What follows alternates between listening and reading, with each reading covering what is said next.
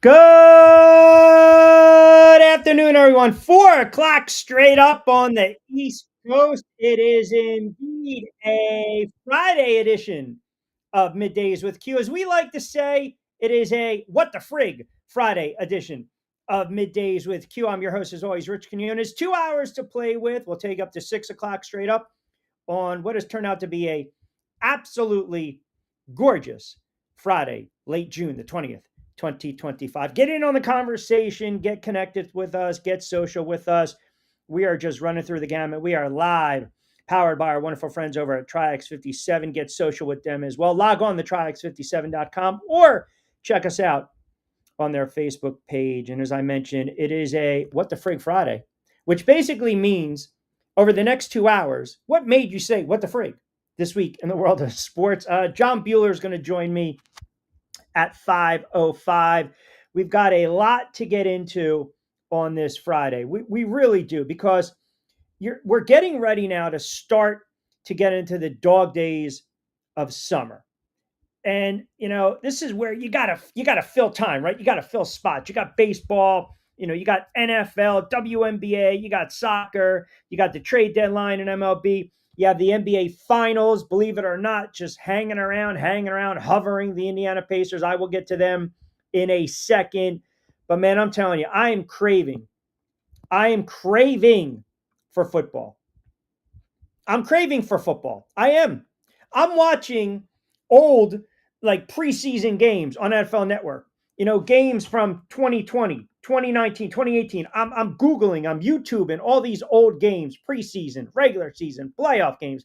I need my football fill, period. And we will get into a little NFL later on today. But you got to start with this. How in the world? And I know, if it was a Monday, if it was a lunes, Manolo, man up, mentiroso Monday, I would have to man up. But because it's a Friday, I'm not technically going to man up. But explain to me, how in the world do we have a game 7 in the NBA Finals? Please, for the life of me, how do we have a game 7? I was adamant. I was cocky. I was confident. I was brash. I said the series is over. OKC, back up the bus. Pacers start packing. No way. No way were we going to get to this point. What did I see last night? We talk about what the frig in the world of sports. What the frig did I see last night? Is it just Oklahoma City is a fraud? I mean, is that where we're at right now when we're talking about OKC? Is this a fraud team? Is that even possible? Or are they just immature? Are they just an immature team? I don't get it. I do not understand for the life of me how in the world you let a team like the Indiana Pacers, who are inferior to you, hang around. Alligator blood. Alligator blood. Just like Mike McDermott in Rounders, alligator blood, just hanging around game 1, 2, 3, 4. I mean, they're getting blown out. They're going back and forth. And then, I know already, because I already see the comments coming in, with the stats that you guys were throwing out in my grill yesterday. The stats. Indiana after a loss, this, that, the other thing. There's no way, if you're OKC, you're sitting and you're staring, you're looking in the mirror today and you're saying to yourself, how the heck did we get to this point? How the heck did we get to this point? Because I don't have the answers. They got lambasted last night, 108-91, and the game wasn't even competitive. You've got an opportunity to close out a series, an NBA Finals series, to win a championship with the face of the league, the face of the franchise, an MVP player. And you don't even show up. You don't even show up yesterday. That's embarrassing against a team that has no business being in the NBA Finals, a team that won 18 games more than you. I mean, the Indiana Pacers won 50 games. OKC won 68. Explain this to me. Make it make sense. And I don't want to hear this is the NBA. It's all about runs. This is what they do. This is bad. This is bad. Listen, I know the league won 7 games, but I'm not going to subscribe to this theory that the games are rigged. That's just goofy talk. I don't believe in any of that. I just believe OKC maybe is not as good as we think they are, which sits with me. It doesn't sit well with me because I know to a man, if my Knicks were playing OKC right now, maybe the Knicks have an opportunity to win a championship. But that's just me. It's game 7. Does anyone care at this point? The ratings stink. The ratings have stunk for these NBA finals because you have 2 markets that are not good. And I'm watching this game last night and I just cannot rationalize it. How can you win 68 games and not show up in a closeout game? Listen, I know ultimately the NBA, there's a hardcore fan base. I love basketball. I love hoops. My Knicks are not in the finals. They made it to the Eastern Conference Finals. I can't stand Indiana. OKC, hey, give them their flowers. But we're talking about an unlikely run right now by the Indiana Pacers. We really are. We're talking about an unlikely run. And the numbers suggest nobody's watching. You're talking about average viewers per game in 2022 NBA Finals. 2022, 12.4 million. 2023, 11.7 million. 2024, 11.3 million. 2025, 8.95.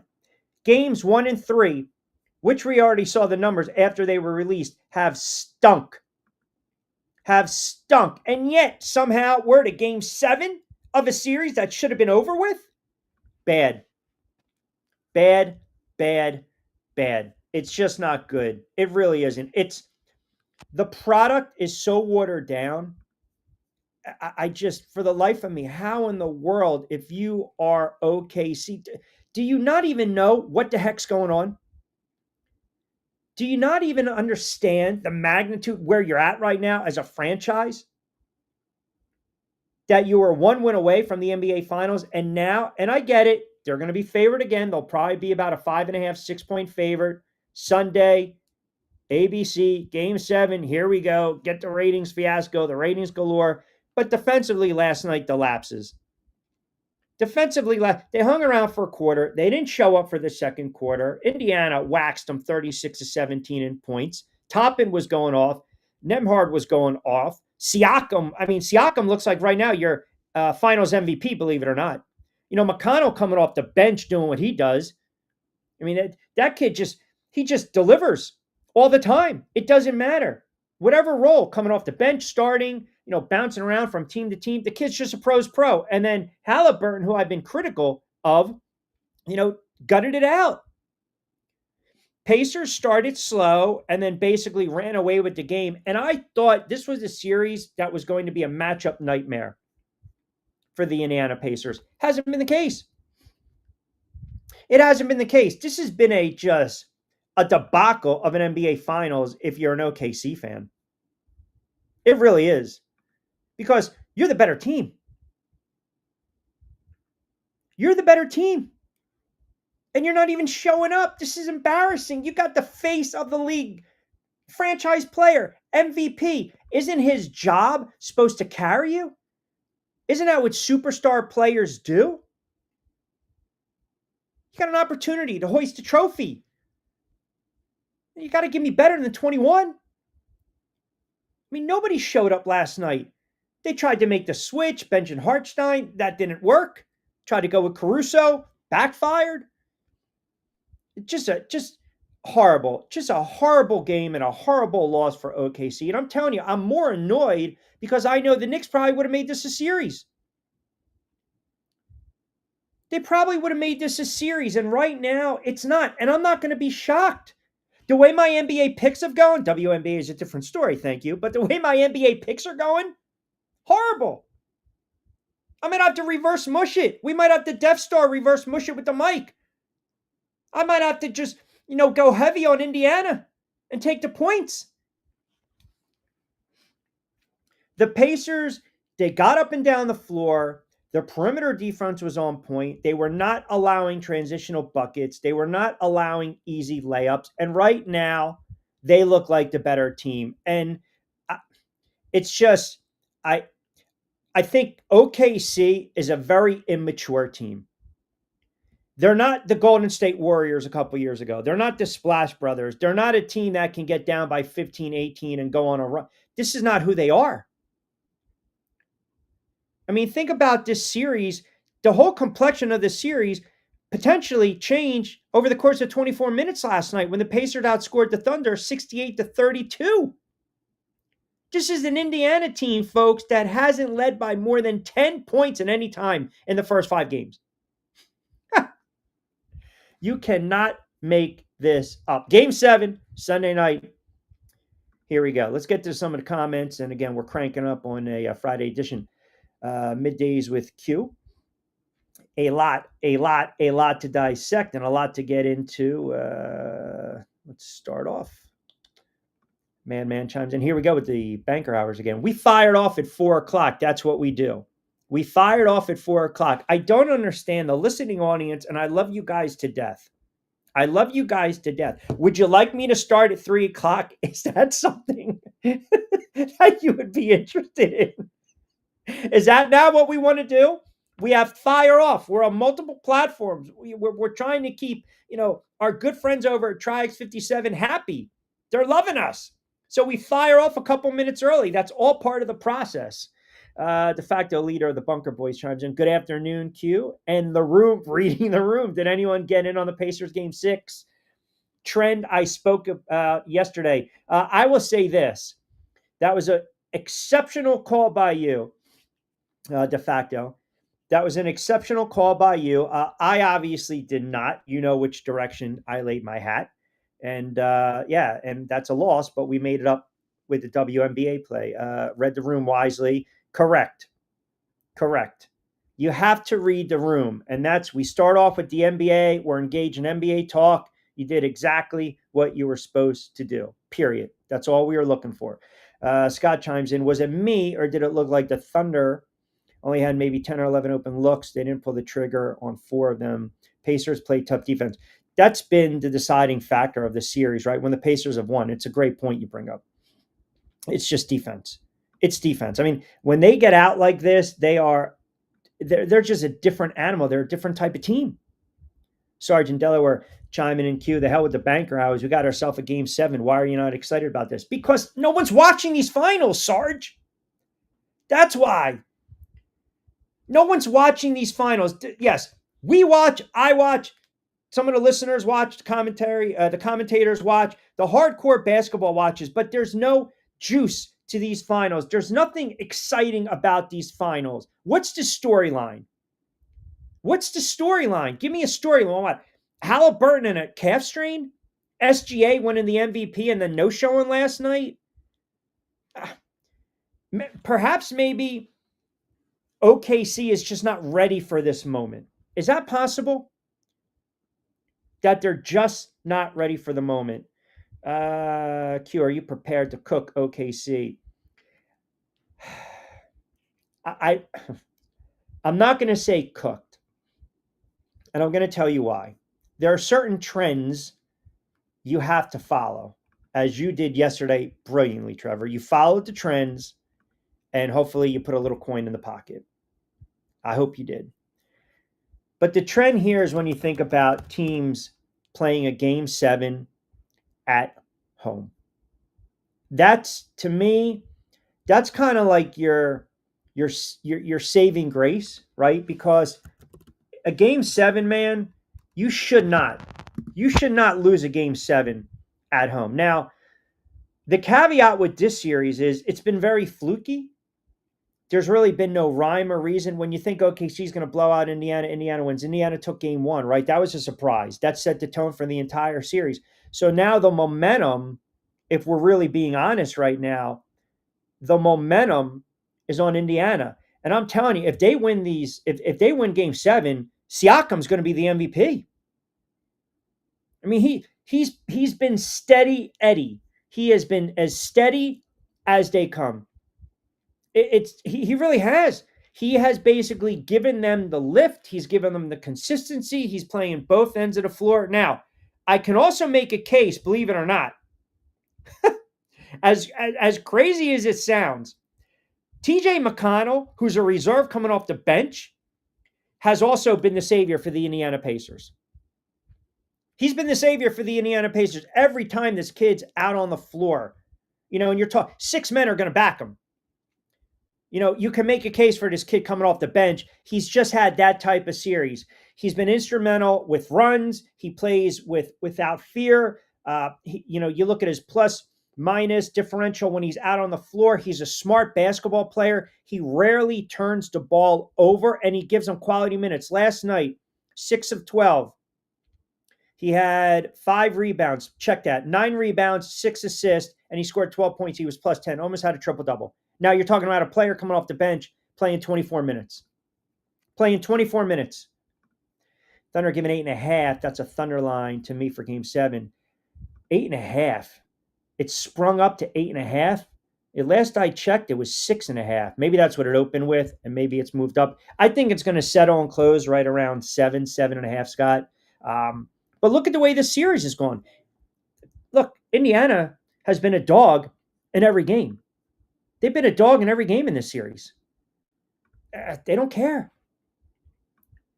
The other issue, too, that we don't talk about, it started 3. This is my relaxation time after work. Please keep it at 4. All right, there you go. See that? This is what happens when the people have spoken and the corporation is starting to speak. Now, there might be a divide with the corporation today. I don't know. We don't know. Yes, appease Howie and his schedule. All right, we're going to listen. We're going to do it. We're going to do it. We'll keep it at 4. Maybe during the NFL season, who knows? Maybe we expand. Maybe we start earlier. Maybe we end later. Burke is just impossible to listen to. It doesn't help. I don't have a problem with Doris Burke. I mean, we're going there already, right? We're going there. No hesitation. I never hesitate. Never let them see a sweat. No. And I'm not reverse mushing. I'm not. Kevin and Jackson chimes in on X saying, there it is. Reverse mush. No. Absolutely not. Matty G in Delaware chiming in on XQ. I don't think OKC is inconsistent. I don't think they're immature. I just think you're not giving enough credit to Indiana. I mean, that's a fair point. Maybe I wouldn't say my bias against Indiana. I just don't think. I look at Indiana. They don't blow me away. They don't. I'm not enamored by Indiana. Am I still ticked off that they beat the Knicks? Yeah, I am.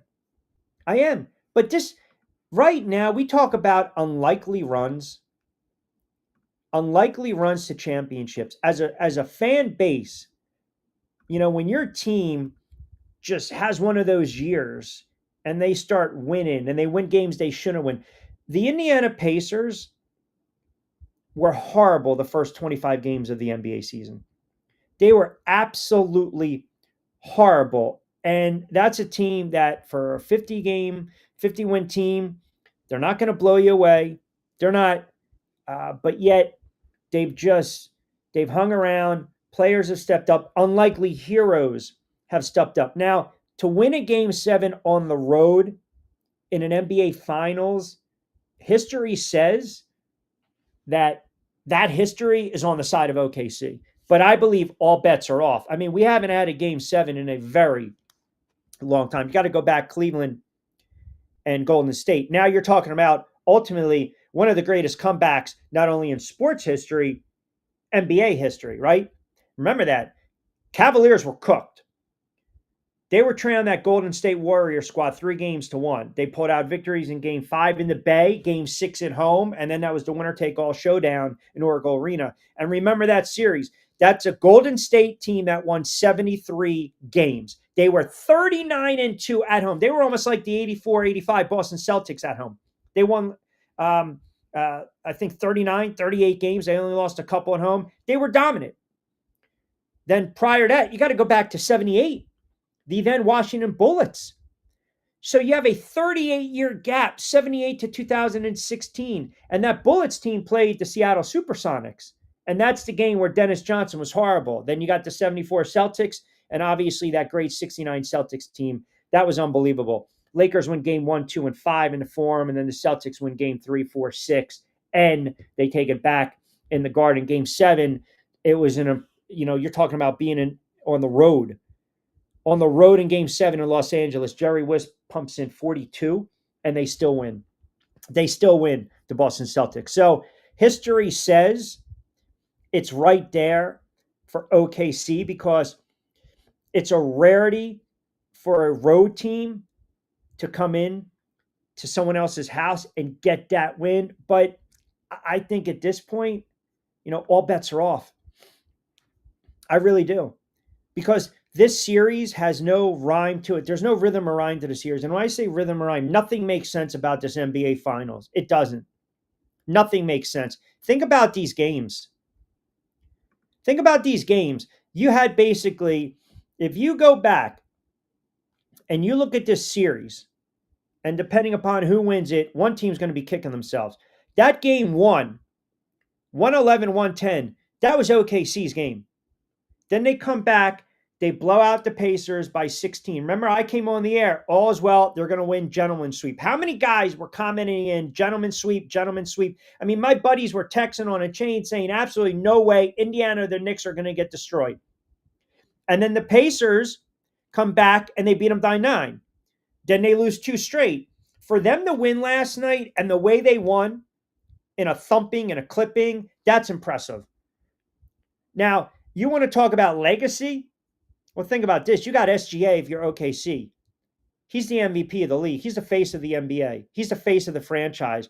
He better not have a dud. I mean, that kid better get to the line 25 times on Sunday night. He better pump in at least 35 because if he has a bad game and Indiana wins and they're winning with role players like the Pistons did many moons ago in the early 2000s, if you remember that squad, Wallace, Billups, Rip Hamilton, and alike. It reminds me of this Indiana team. It really does. There's no star power. You got a nice little mix of journeyman role players, cast-offs, Halliburton, maybe right there on the cusp of being that potential star. Siakam's won before with Toronto. He's a proven winner. He's a veteran. He's been around the block. It's tough. It's tough. Yeah, Man had OKC in 4.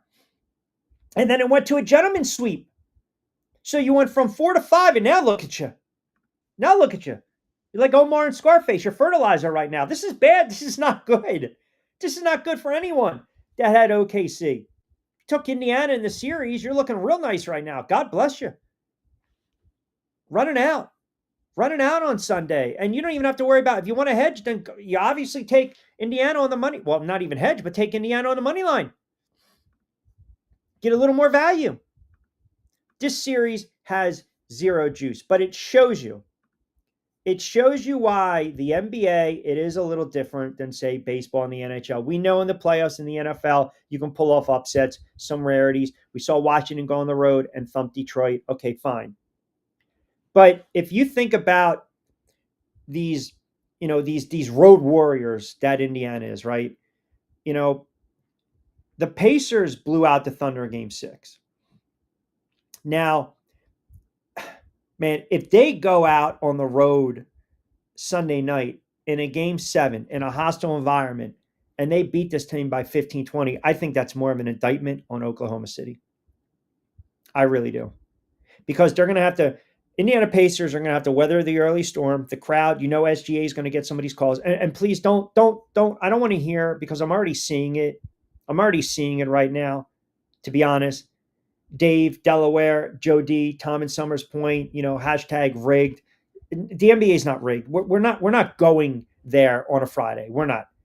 I don't want to, this sentiment that some believe this is exactly, quote, what the NBA wants. Yeah, because it's 7 games. But the NBA would have much rather had the Knicks in OKC than Indiana in OKC, because these markets, no disrespect to them, they're small markets. But I don't want to hear this nonsense that it's rigged. That's goofy talk. It's goofy talk. There's no rig. You want to look at the foul disparity. There's bad calls. There's missed calls. We've seen it all the time. Indiana is trying to do something that is extremely rare, and that is win a Game 7 on the road. I gave you the teams: Cleveland in 2016, Washington in 1978, the Boston Celtics in 1974. And that was a great team. And then the Celtics again in 69. So you're talking four teams. Are the Pacers going to be the fifth? I don't know. I think it would be a colossal, epic failure on the part of OKC to win 68 games in a regular season, have the MVP of the league, okay, essentially have a game 7 at home court advantage, and you lose an NBA Finals.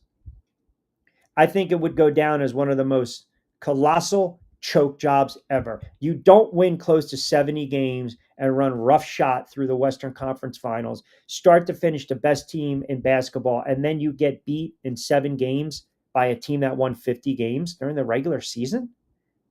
Colossal choke job. Colossal choke job. And I don't know if you respond from that. I really don't. You're going to see what kind of heart this team has. You're going to see how this team rallies, right? Yeah. In the West, no less. Correct. Yep. In the West, no less. 68 wins. 68 wins. And you no-show in a closeout game in the NBA Finals. Where the hell's your pride? Like, where's your pride? Do you understand what you're playing for here? This team thinks they're the Showtime Lakers, the Boston Celtics, the 90s Bulls, the Splash Brothers. What do they think? They can just turn it on and turn it off whenever they want? No. Indiana's been more physical. They've hustled to the ball more. They're playing with more sense of urgency.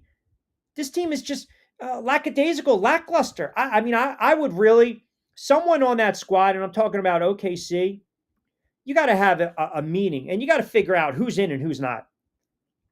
It will go down as a colossal choke job. As de facto, Trevor likes to say, mark the tape.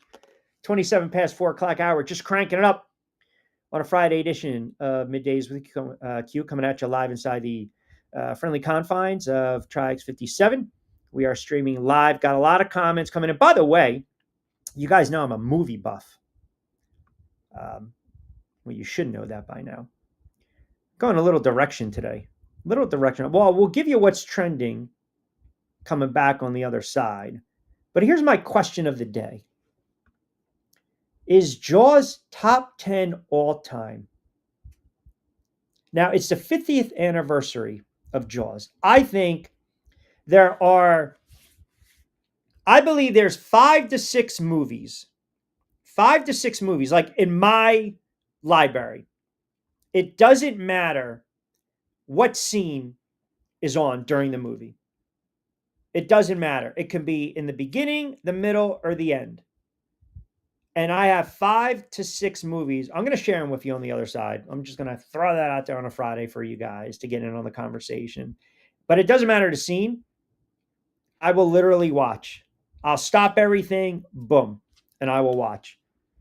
And Jaws might be one of those movies as well. Don't forget John Bueller, 505, little baseball talk, and we will get into some NFL with him. And don't look now, but who leads the WNBA in all-star voting? So we'll dive into a little bit of that on the other side as well. A lot of comments coming in. You guys think OKC is cooked. Some guys think the NBA is rigged. Other guys think they don't care. They don't want to hear NBA talk on a Friday. Not a problem. We'll rip through your comments. Keep it locked in. Very busy show, as I mentioned. We'll take you up to 6 o'clock straight up. Don't forget to get social with us. As always, it's very easy to do. Triax57.com. Follow them on their Facebook page. We are live streaming on their Facebook page as we speak. We'll pull up the graphic for you so you get them on Facebook, IG, and X. You can also log on to the website, Triax57.com. You can follow me on IG and X at RichQ on Q and TikTok, RichQ on the mic. So we'll get the comments on the other side. A little more NBA talk. I'm going to mix in a little baseball talk. But yeah, I do believe if OKC spits the bid here in a game 7 at home, it is a colossal and epic failure. So we'll get your thoughts as well on that on this Friday. We'll take you up to 6 o'clock straight up as always. Keep it locked in to a Friday edition Middays with Q. Hi, I'm Bruce Pesco. I'm very fortunate. Years ago, I found something that I genuinely like to do, and it's something that helps other people. What I do is help people transition from traditional health insurance into Medicare. I've been doing it here in Atlantic County for more than 20 years. If you're getting ready for Medicare, call me for a free consultation. 609-484-9800.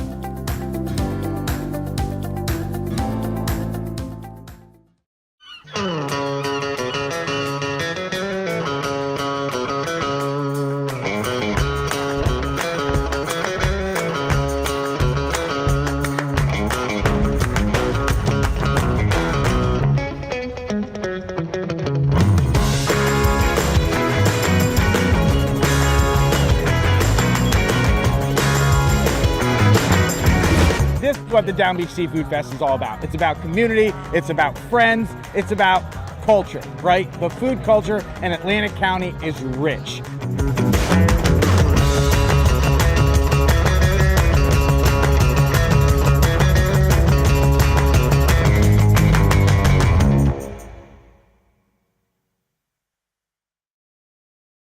All right, welcome back, everyone. 31 past the 4 o'clock hour. Let me get to some of these comments. Q, I think that's a little outlandish. You're saying if OKC loses, it's an epic choke job. It is.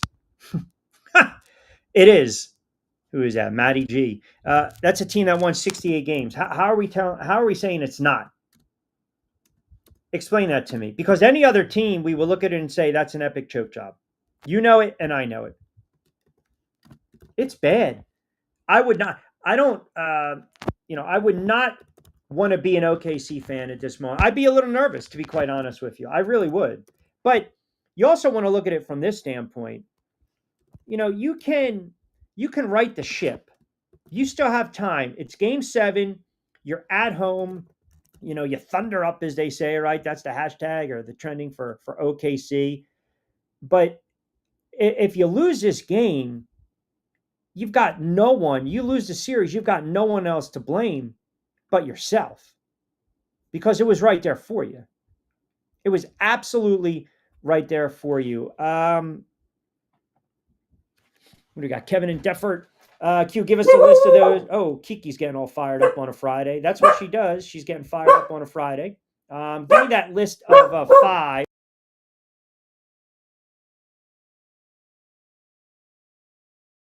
So she knows the 5 that we're talking about. She knows the 5. So let me give you the 5 on that. All right, this is what we got here. So I'm going to give you the 5 games and the 5 movies, I should say, that I really like. So you can, these are the movies that I think no matter where you have them at any time, you can just fire them up. I didn't put them on the graphic in a banner, but I'm just going to give you them. So number 1, it's got to be The Godfather. Got to be The Godfather. You can watch that any moment, any scene, and you're good to go. Godfather's number 1. I'm actually going to have Scarface in there as well, because that's one of my all-time favorites. I don't care what scene is on. I'm locked in. I'm loaded. Shawshank, I'm great.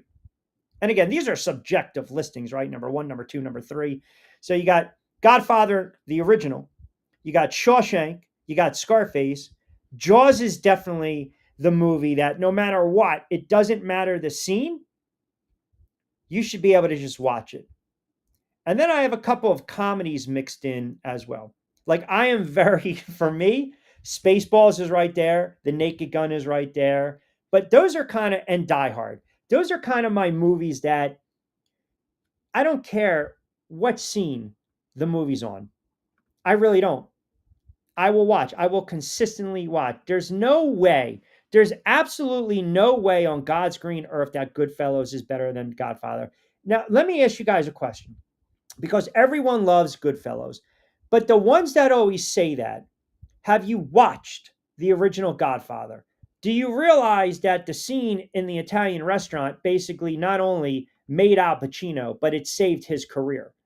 Like that scene is immortalized.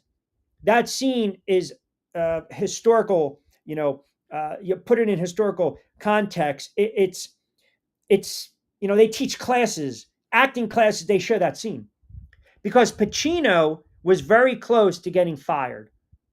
And that scene, when they rushed it, they basically showed the clips, and that allowed him to stay on set. I mean, everyone knows that. There's no Goodfellas is a good movie. It is. It really is. It's a great movie, but it's not on the level of The Godfather. It's just not. That's like saying the. Let me say this. So here we go. I watch Godfather. Tough to keep eyes open, but that just shows you that your movie knowledge, credibility. I'm sorry, man. I got to take umbrage with it. It's suspect. It is. It's suspect. You have to watch that movie for what it is. It's a classic. By the way, without The Godfather, I got news for you, my friend. There's no Goodfellas. There's no Goodfellas. Without The Godfather, there's no Goodfellas. So let's stop right there. De facto with a very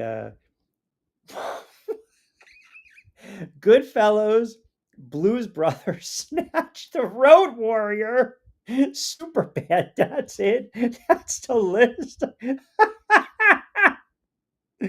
No, Road Warrior, 1981, Mad Max, not bad. Superbad was good. Snatch was pretty good. Blues Brothers, a classic. Yeah, but come on, that's just stop. Goodfellas loosely based on Henry the Rat Hill. No, that genre. No. That genre of mafia movies doesn't exist without The Godfather. It just doesn't. Stop. Now you're embarrassing yourself. That's a what the frig moment on a Friday, man. So just stop. Henry the Rat Hill. Ray Liotta was absolutely, he was fantastic. He was absolutely brilliant in that movie. He really was. First Lady chiming in. Q, loving the list. I'm going to go Shawshank. I'm going to go Godfather Part 2. I'm going to go Princess. Oh, she's throwing Princess Bride in there. Princess Bride, which was a very funny movie. Spaceballs and From Here to Eternity. All right, a little more old school. We can live with that. It would have started one way or another. Yeah, you're just defending. That's what you're doing. You're just defending. You're doing until the cows came home, and that's okay. I don't have a problem with that. Listen, I appreciate the fact that you have a loyalty to that movie. I do. But as I mentioned to you, I don't feel it's the same level as The Godfather, because you have a movie that basically that set the tone for all the mafia movies. It just did. It's a fact. It did.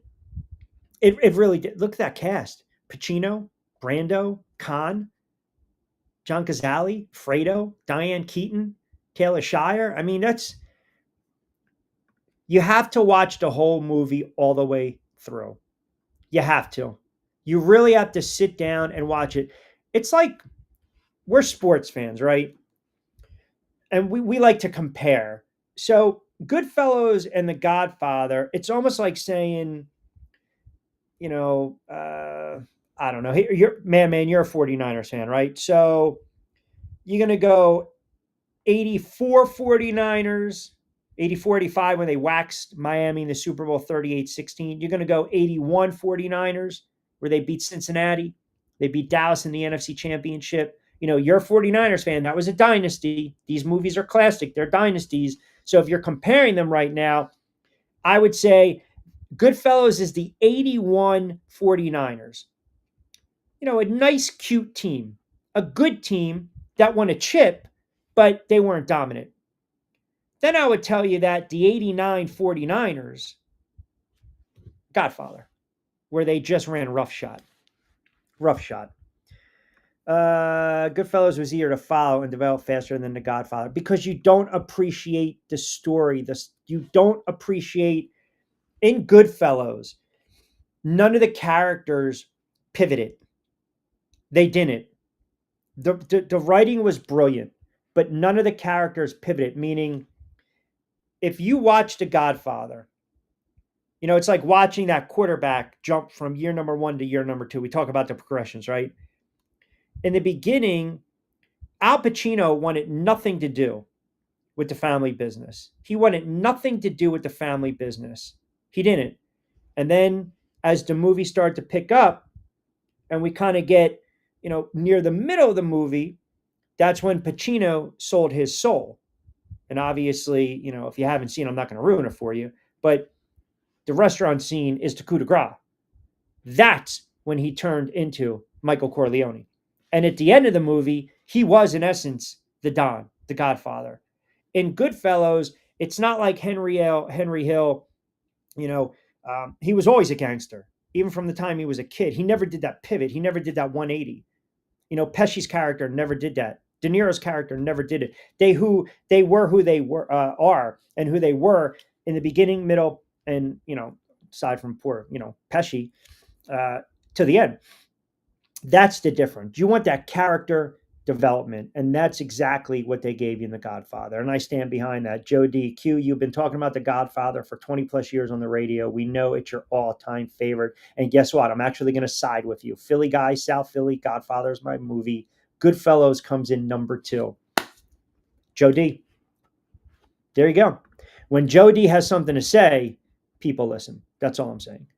People listen. What do we got there? Kevin and Jackson chimes in. Q, I got my 5 for you. They're all comedies. Ooh, check out this list. Tell me what you guys think. Spaceballs, Naked Gun 2, Naked Gun 3, Smell of Fear, Caddyshack, and History of the World Part 1. Not bad. Caddyshack, you can throw that up there. Jaws, 50 years. Think about that. It's a timeless classic.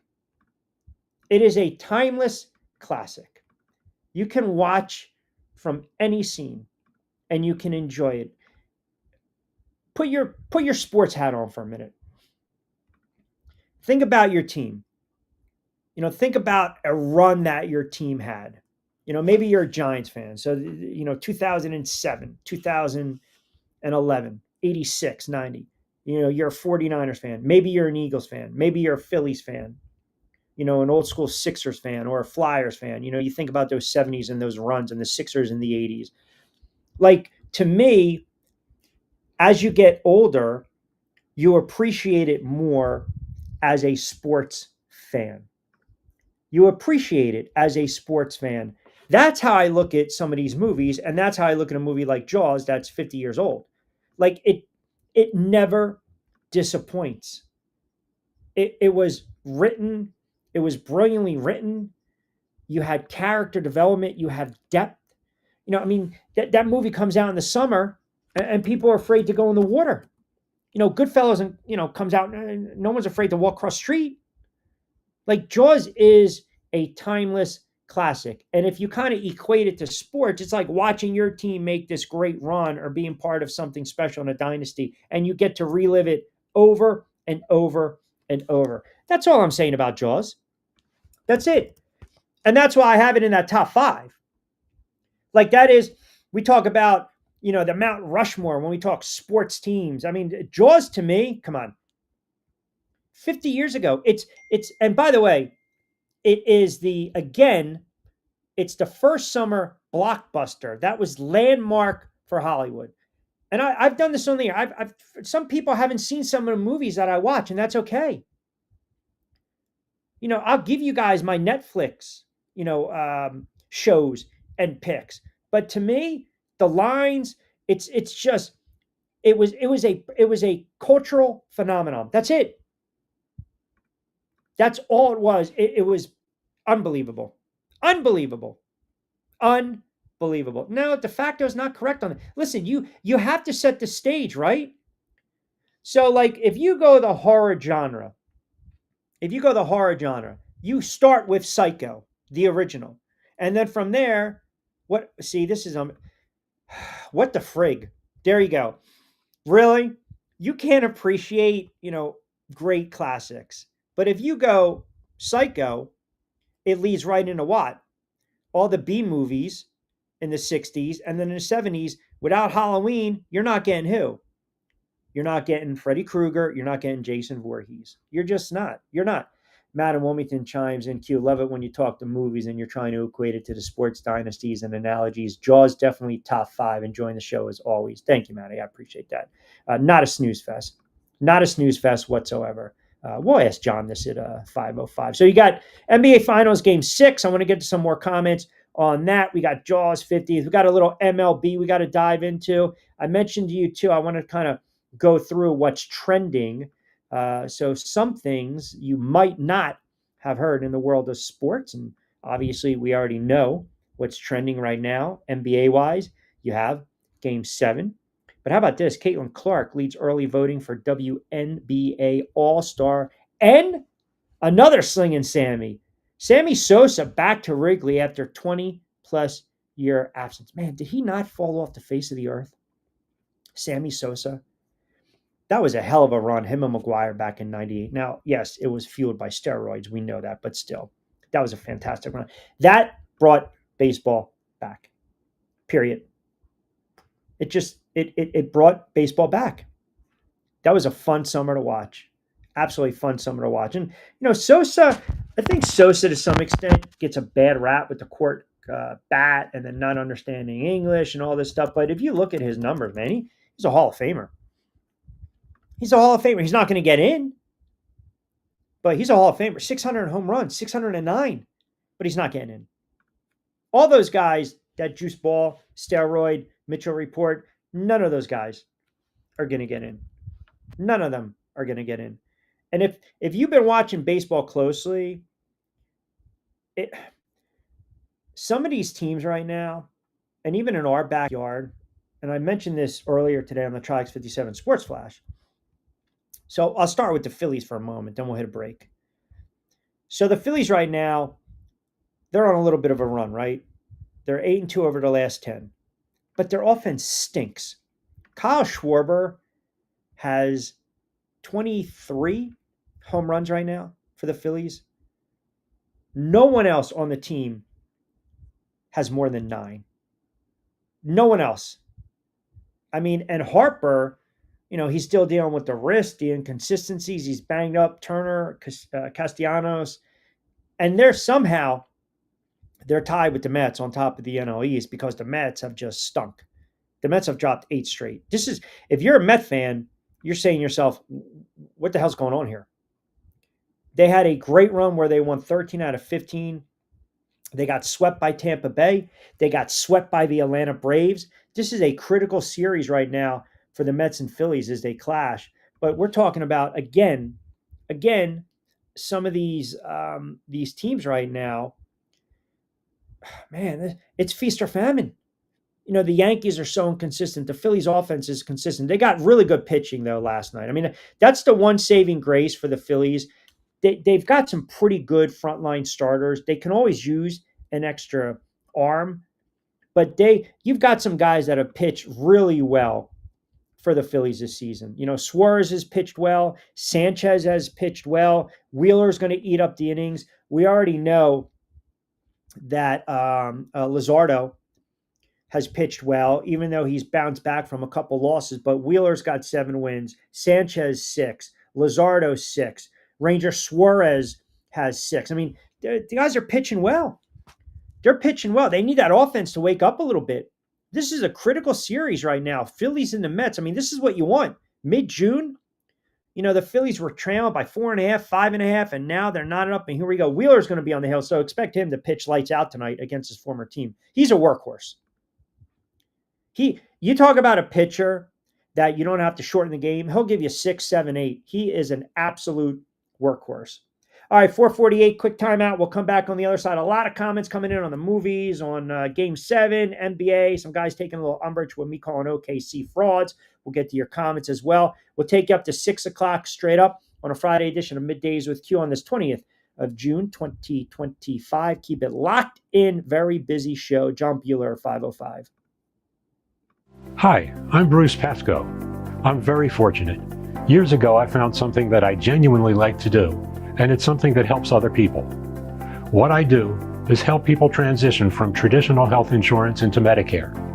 I've been doing it here in Atlantic County for more than 20 years. If you're getting ready for Medicare, call me for a free consultation. 609 484 9800.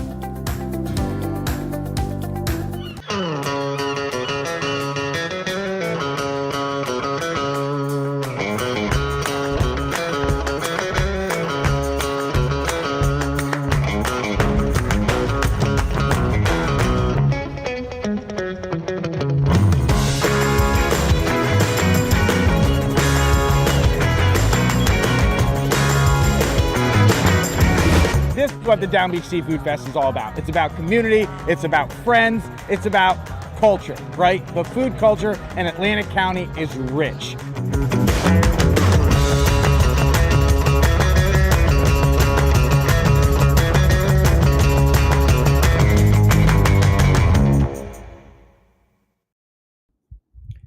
All right, 4:50 on a Friday. A lot of stuff to get into. You can tell it's starting to, summer's starting to pick up because when I walk Kiki now, you get all the out-of-towners. And I got to be honest, they don't know what the heck they're doing with these dogs. I mean, it's when I walk her, like this is a pet peeve of mine. And I don't know if there's other pet owners that are tuning in, but I don't talk on my phone. Yeah, do I take a photo and a video of her? Sure. And, bombard it, and send it to my buddies. Yeah, why not? Because I'm proud of having a little pooch. But I don't talk on the phone while I'm walking the dog. And you can tell right away. I'm not going to call out the out-of-towners. They already know who they are. But folks, get it together, will you? Get it together. Like, pay attention. Pay attention when you're walking the dog. I just don't get it. It's not too much to ask. Like, focus. Absolutely focus. D. Claymont chimes in. Q dressed up again. Banker hours? No. Got a broadcast tonight. You guys are fixated on the attire. What's the big deal? I told you, the weather starting to get a little hotter out, so that's when we'll go to the polos, the tees, the sharp ones, look nice, play the part. What's the big deal? Fixated. I'm giving you good sports content here, and you're worried about what kind of my attire on this Friday. You guys got to do better than that. I mean, seriously, this is where we're at. Let me get to some of these comments. You guys are goofballs on a Friday. All right, so how about, here's one for you guys. You'll enjoy this one. This is from Q, NBA Finals. I'm hooked. I'm winning some money. Unlike you, laugh out loud. I didn't think OKC's immature. I'm not going to call them a fraud. Maybe the moment's too big. What say you? You won 68 games. You won 68 games. Come on. You got to stop. Right? Thundergal on XQ enjoying the NBA talk. All the starters on the bench. Something's not right with this game. First time I ever contemplate a game being literally rigged. Q, don't go nuts. Don't go nuts. No way OKC plays this bad in a closeout game. Don't go nuts. Don't go nuts. Stop. Stop. The NBA, this bothers me to no end. It's not rigged. It's not rigged. Landon chimes in Q. I've never seen the Thunder play that bad. They haven't played good, but I'm not going to suggest that it's rigged. Like you have to. This is not Donaghy, with the loose whistle or not making the calls in that King series against the Lakers. You have to show me. You have to show me again that it's rigged, right? And it's not. It's just not. It's just the NBA is a watered down product. They're not reading the beach. They're not reading the beach. Thank you. They're not. They have to. And the other thing is not to go too far down the rabbit hole, man. I got to tell you something else. When I see the PA licenses and the drop, they just always in a hurry. Where are we going? Where are we going? Where are we going? Someone I know who loves Godfather as the greatest movie ever also told me the Spanish bank robber show on Netflix was excellent and must watch. I don't know about him. He may fold under questioning. Money Heist. Oh, I raved about Money Heist. absolutely fantastic. I'm into a lot of Netflix has a lot of great shows they make in Europe, they make in Spain. I start to watch a lot of the ones that are made in like Tokyo, Japan. My Turkish Netflix drama, remember that one? That was 167 episodes. How in the world I got through that? Your guess is as good as mine. Let me get back to some more of these. Money Heist was great. I don't know why you guys see. I give you good shows, but then you guys just remember the ones that maybe are not to your liking. You guys start to question my knowledge. Q. Last night, I'm thinking to myself, if you're watching the Oklahoma City Thunder commit every foul possible and playing zero defense for the first time this series, you now understand why the NBA is rigged. Calm down, Q. Calm down. I know it's a what the freak Friday, but this was always going 7 games for the you know what. And then that's a couple of dollar signs. Teddy C times in Q. The NBA's rigged, bro. Get over it. This isn't the same OKC team that played 2 days ago. The NBA just won in a game 7. So, okay. Let me dance with you guys for a minute on this. So you're suggesting to me, what you're basically saying is that, again, OKC just decides not to no-show. Not to no-show. That's exactly what OKC decides. We have an opportunity to win the NBA championship, but because fans out there and people bet on these games, and Silver has to get a game 7, that the league is fixed. The league is rigged. I'm sorry. That's an absolutely asinine take. I don't subscribe to that at all. It's not. I'm a player. I'm making millions of dollars. You really think I want this series to go 7 games when I have an opportunity to close it out and win a championship? That's absurd. That logic, that line of thinking is really what's wrong with sports and social media. Because right away, we see chippiness, we see fouls, we see no calls, lack of calls, and we want to say rigged, rigged, rigged. It's such an easy out. It is a lazy argument. It is a, prove it to me. Show me. Show me. As de facto says, go to the tape. Mark the tape.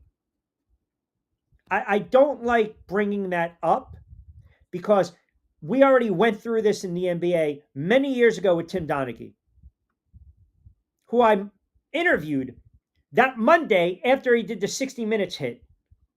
He did one interview that Monday. That was on my show on 1290 The Ticket. And I flat out asked him about manipulating the outcome of these games. And to a T, he explained it. To a T. They're not doing that with this NBA Finals. They're not doing this with this year. They haven't done that in a long time. Just stop. It is just, I don't want to hear it. I don't want to hear it. And maybe the basketball talk will be over by Tuesday, Trevor. Maybe the series will go 8 or 9 games. Who knows? There's plenty. We got 2 hours in a show. We got 2 hours. We mix and we match. That's what we do. We don't appease de facto leader, the Munker Boys. I'm answering comments from the faithful listeners who think the NBA is rigged. I think it's a crock. You know what? I don't subscribe to it. I don't buy into it. I think it's absolutely, it's just, no. And don't give me that, the scoring, the 7 minutes of a game, the longest stretch in the past 20 years. Hey, a shot wasn't getting knocked down. That happens. Now you're going to tell me too, right? Because we do this during the NFL season. It's the same argument during the NFL season. Every Monday when we come on the air, what happens? Every Monday. I can't believe they threw the flag. I can't believe they didn't throw the flag. I can't believe they called that. Why didn't they call that? Look, you have to leave the human element into the game. You do. And sometimes there are bad calls. Sometimes there are calls that you can't even comprehend. They were missing calls in the 70s. Go ask an old Houston Oilers fan about Mel Renfro, AFC Championship game against the Pittsburgh Steelers. He was in bounds. You're going back to the 70s. They didn't use instant replay to look at touchdowns and overturn calls. They started to do that. But again, it was all subjective. It was all subjective. The NBA, I don't like the fact that they have to, they had the stoppages in these plays, or they can review.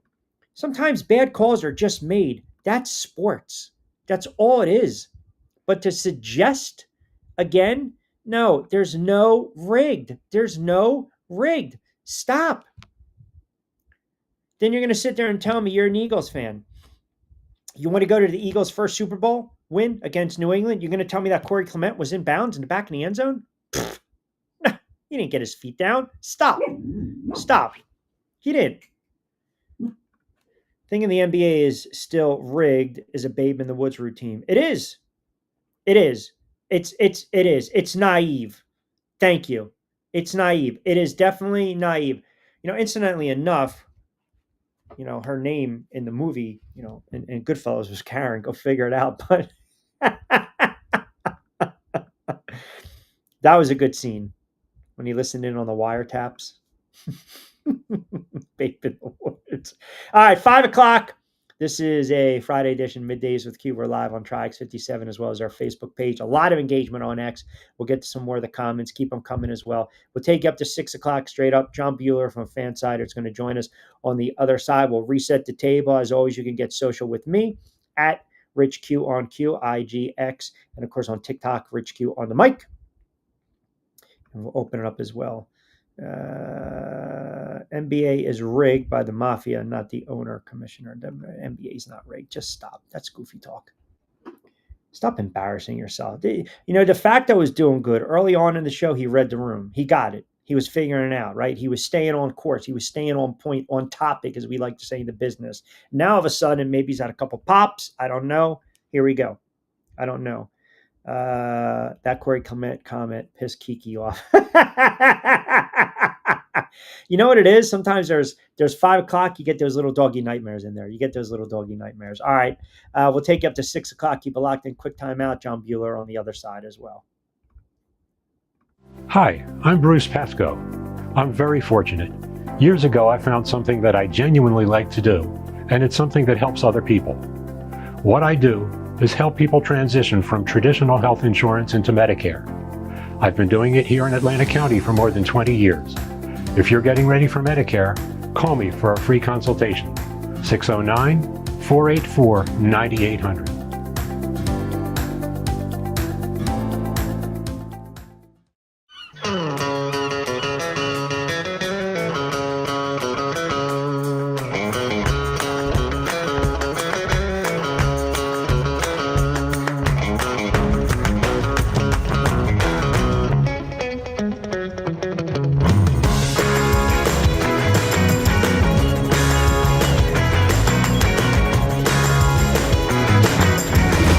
What the Down Beach Seafood Fest is all about. It's about community, it's about friends, it's about culture, right? The food culture in Atlantic County is rich.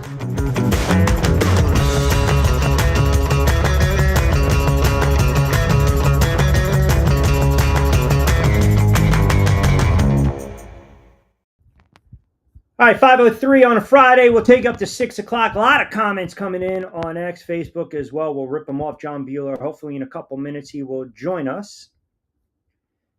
G-Fan chiming in. Q, when are you going to start breaking down the NFC East a little more, getting into a little Giants talk? We will. It's June. What do you want me to talk about? How Russell Wilson looks at OTAs or training camp? Jackson Dart firing it off? I mean, come on, guys. You got the NBA Finals Game 7. You got the nonsense with the WNBA. You got baseball trade down coming up. I mean, man, I tell you what, you can't please everyone. You can't. You just can't please everyone. We've had this conversation. How long now, right? What do we always talk about? We always talk about reading the room. That's a big thing on this show. Reading the room. And I got to be honest. Some guys don't know how to read the room. They don't. Now, our next guest definitely knows how to read the room. Our good friend, John Bueller from Fansider, kind enough to join us for a couple moments on a Friday edition. By the way, we call this Friday edition a What the Frig Friday, which is basically what made you say what the frig this week in the world of sports. So, John, I'll ask you, did you have a what the frig moment in sports this week? Probably a few. I'd say kind of shocked my Atlanta Braves swept the New York Mets. Mets are really struggling right now. That was a big shock. And then just the entire Rafael Devers thing is just completely and utterly wild. Like, The guy has the amount of self-awareness of like Russell Westbrook. It's like, come on, dude. Please. I was shocked too, but I mean, look, that's a move that the Boston Red Sox decide he's not worth the headache Right. at the end of the day. Yeah, it's like I'm trying to. I wrote about this earlier for fansided.com, and it's like, who do you think you are? Do you think you're David Ortiz? Do you think you're Dustin Pedroia? You happen to play for the Red Sox and hit the ball off the green monster. They'll get rid of you. Fenway Sports Group is incredibly dysfunctional. Yes, Right. you go to the Giants and maybe you can reinvent yourself there, but like, team really needed you. They needed you to step up in the wake of like the first baseman going down and everything like that. Like, you can play first base. I mean, he can't. If you can play third base, you can play first base, sort of. Yeah. And just the whole way this transpired, where he doesn't seem like he's at fault. Yes, the Red Sox should have probably given him the heads up on Alex Bregman coming over, but like, if you're the star player of this team, you know, you gotta. I mean, back in Braves country, you saw Chipper Jones play some left field. Sure.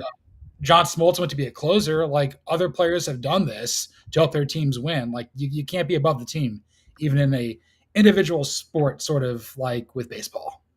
Yeah, and I think the problem too sometimes is, right, we always look at the risk to reward, right? And you know, depending upon the sport too sometimes, because the NBA, you know, it's hard to move guys. Right. You know, you're trying to match up salaries and potentially get that second or third team involved.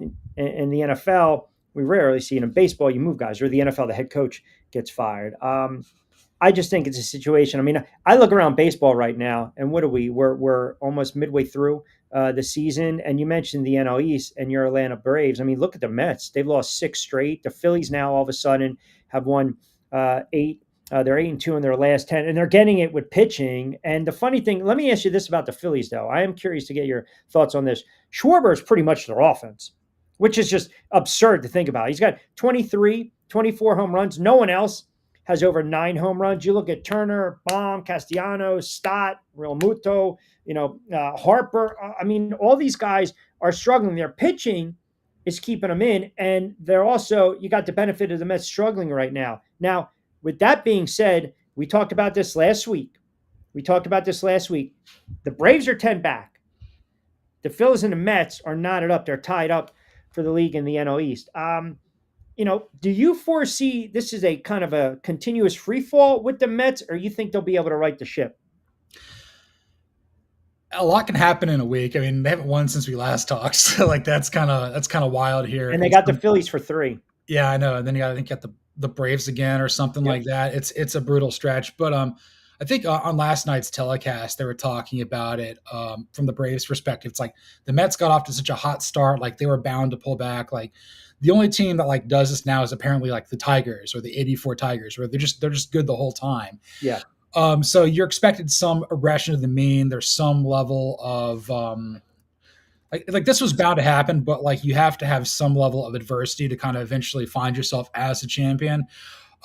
They will play better at some point, though. But you go back to what you're saying with the Phillies, like the fact that Schwarber is their offense, in a contract year, a guy who's just been able to hit pretty much the entire time since he came out of Indiana. Like, no matter where he's played, he's always been able to hit. Like, you would think in a stadium like Citizens Bank, like, you should be putting up better numbers than this. Ball carries.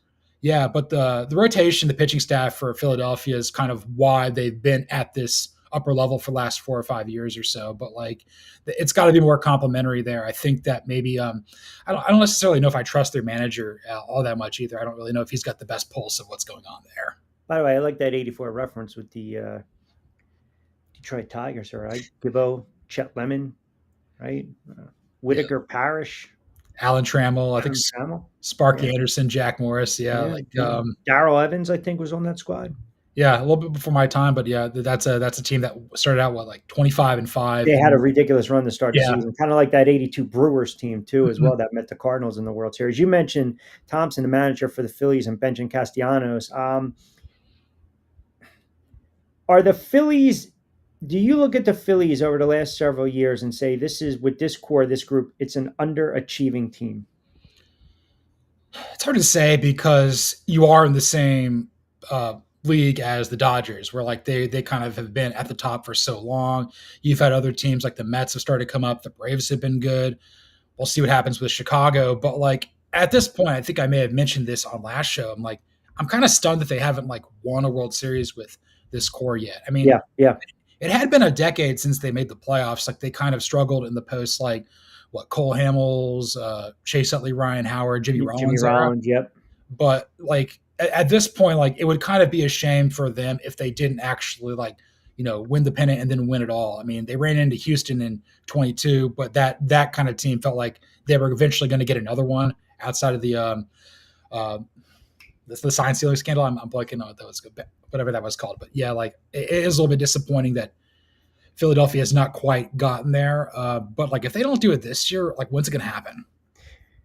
Yeah, I think, and that's again the beauty of baseball. It's such a long season. I mean, the Mets right now, they had that great run. I think they won 13 out of 15, and now they hit the skids. And with the Mets, because they have, again, arguably one of the top 5 players in the league, everyone's going to revert and they're going to look at Soto, his contract. They're going to look at his numbers, and right now he's not living up to the billing. And I don't know if he's putting too much pressure on himself. I mean, I can't sit there and say, well, it's a tough market. Well, he did it with the Yankees. So it's like I look and I'm thinking to myself, okay, are the Mets going to be able to just figure this out? And I know you're a Braves fan and you're watching the Braves closely. I don't think the Braves are making a run here in the NL East. I feel if the Phillies figure out, get their offense going with their pitching, they might run away with the division if the Mets continue to slide like this. Yeah, I think the heartbeat of the Mets is Lindor. Like he's kind of been the guy that stirs the drink. Yes, you gave Soto all that money and everything like that, but he's in a new locker room. He's in a new clubhouse, new situation. You were part of that team that, won the AL last year with the Yankees. Then you struggled versus the Dodgers. Maybe he gets a little tight there. But then again, I think he was part of the Nationals that won it back in 19. So he has a ring. So like he's just getting money at this point. But like, there may be more things in the favor of the Phillies because like there's a chance we may have seen the Mets' best baseball up to this point, but wow. But that's not to say that they're going to get better. Like they got off such a hot start. Like they'll be good. Like I would be stunned if they don't make the postseason or anything like that. But yeah, you're probably right. It's going to come down to Philadelphia or New York in the NL East. I mean, the Mets, they get to September for some reason. Aside from last year, their history is just kind of like getting a little tight again. John Bueller, kind enough to join us at Bueller118, does a great job with Fanside. You see the credentials right there, hosting a lot of pods. Are you watching the NBA Finals at all?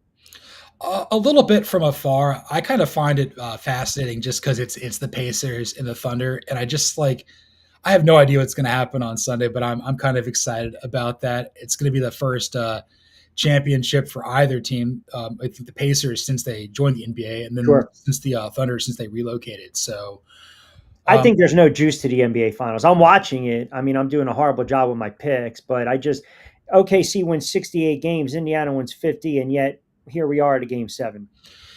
Yeah, it's kind of just real small market energy there. I think the fact that you're kind of lacking like a true like household name superstar. Like we're learning so much more about Tyrese Halliburton this year and SJ as well, but like it's not the same as what it was with Tatum with the Celtics last year. Like we've kind of seen him on the come up.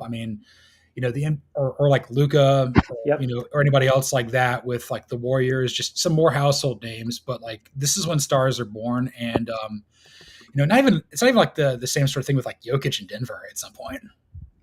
Yeah, well, it's a good point you bring up too, right? Because first of all, look, we know the history in the NBA winning a Game 7 on the road in the NBA Finals. It's rare, just a couple teams have done it. The last being that Cleveland team that shocked the world when they were down 3-1 against Golden State and that team. So it'll be fascinating to watch how it plays out. Scott chimes in. What move could the Phillies make that would make you feel they become a favorite to win it all? For me, listen, they need outfield help. They need another bat, but I also think they got to shore up the bullpen a little bit. Yeah. Do they not?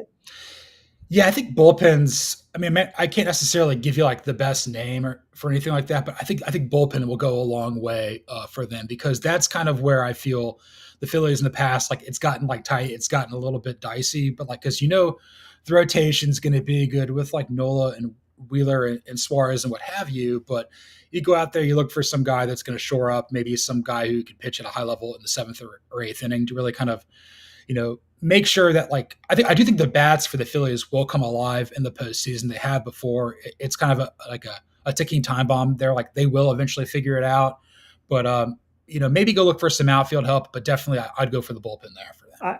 If Boston's only 5 back in the AL East and are right there in the wild card as well. The reason I bring them up, potentially Aroldis Chapman, right? I mean, so they, listen, they can kind of get hot, and then all of a sudden you kind of cool off and leave that asset. But here's a guy that's been there before. Again, circumstances change with teams when they start to lose a couple games here and there. And then another name, and I floated this out about 2 weeks ago to Steve Gardner, who writes for USA Today and covers baseball, Kenley Jansen from the Angels, because again, he's been linked to Philly for a while. That's a rental. We know the Phillies and the Angels, they're familiar with doing business together. I think they got to shore up the pen. I think some of their starters have pitched really well. I know the game is deep. The game is very different now where you can shorten up the game. Wheeler, Suarez, Sanchez, when Nola is back, they don't need to go, 7 or 8, but some of those guys can. That's where I think, that would be a move, but I don't believe the Phillies at this moment are a World Series contending team. And the reason I say that is I'm not sold on the Cubs. I'm not sold on the Brewers. I just, the Phillies at this point, I don't believe they can beat the Dodgers. I just don't. I mean, they can get to the NLCS, but I just don't think they can beat the Dodgers. And for that reason, I can't stick them and say, hey, move A, B, and C are going to help you win it all. Yeah, it's kind of feeling like it's the Dodgers and everybody else. I do feel like if, for whatever reason, if San Diego like finds it within themselves, like they kind of have that extra gear, I think that they can occasionally get to in the postseason, that might be interesting. But again, it's all about matchups.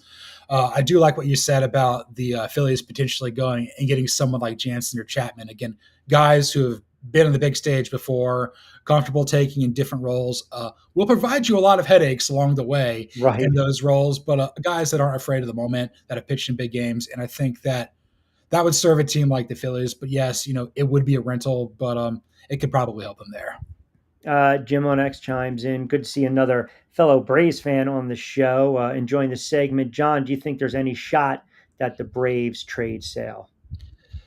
It doesn't look like it because, Anthopoulos has come out and said, like, no, we're not going to do it. And you would essentially need a Godfather offer for that to happen because you've got him under a manageable contract for this year. You have a club option for next year. I think it's like 18 or 22 million. I mean, this is the team that he grew up rooting for. He grew up in Lakeland, Florida. This is the team that he always wanted to play for.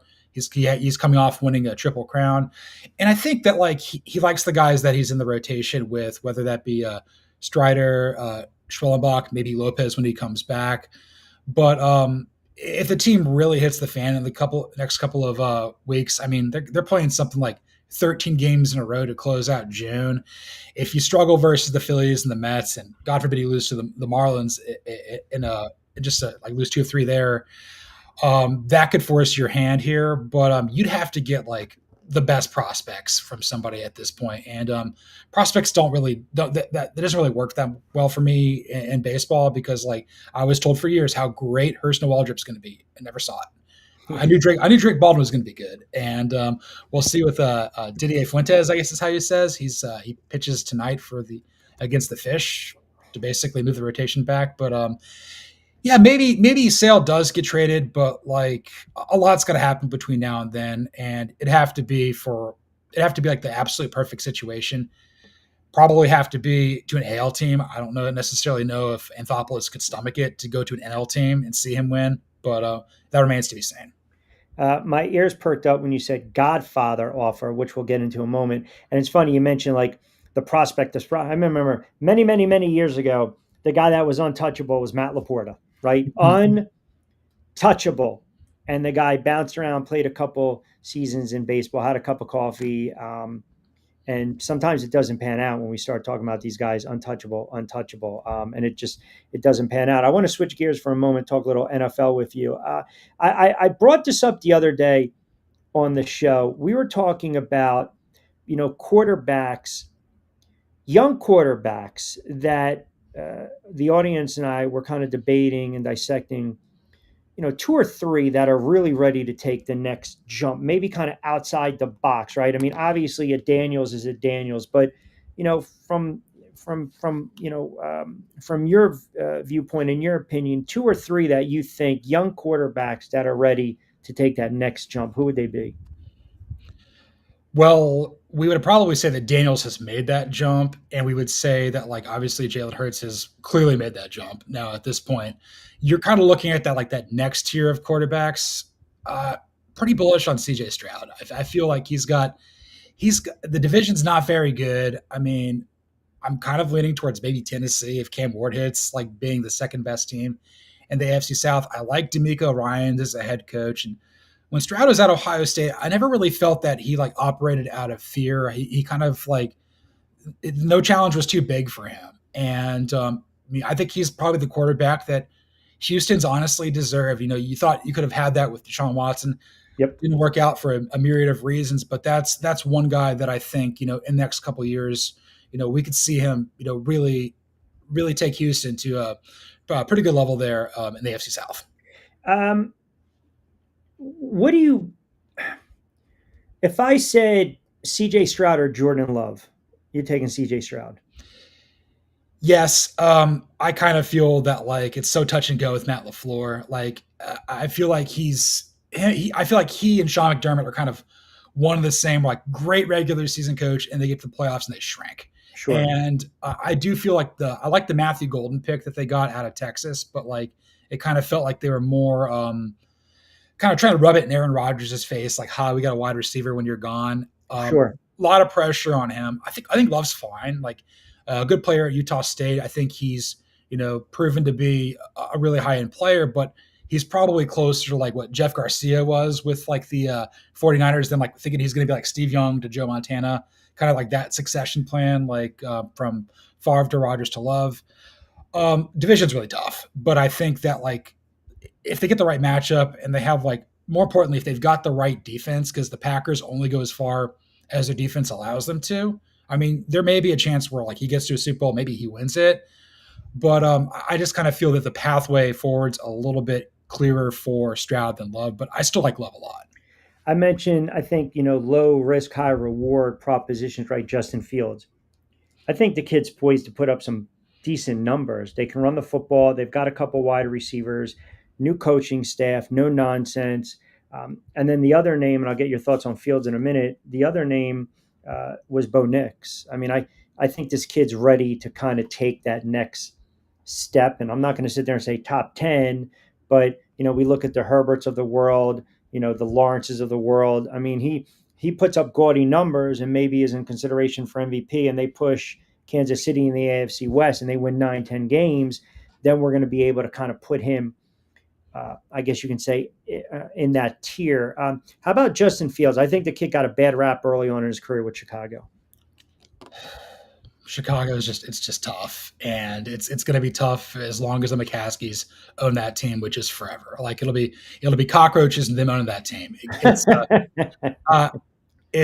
I've lived in Chicago.